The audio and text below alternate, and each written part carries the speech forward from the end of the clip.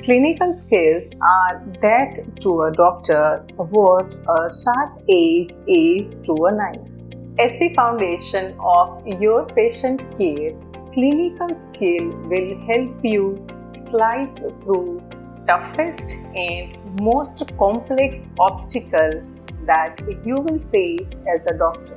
Hello students, I am Dr. Shital Ghataliya. I would like to welcome you to my PrepClinic on clinical skill procedures.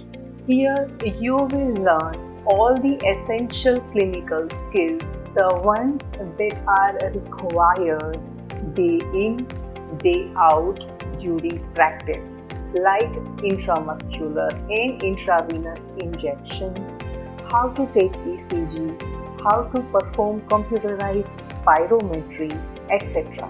I will teach you these clinical skills via a step-by-step practical demonstration in a hospital setup, so you can better relate them to clinical situations and cases that you face during regular medical practice. Not only this will help you make your own practice more accurate, but also ensure that you understand the basic concepts of all these essential clinical procedures and their clinical correlation. All in all, I hope to help you firmly grasp basics of everyday practice and become a better clinician. So let's get learning, let's get upskilled.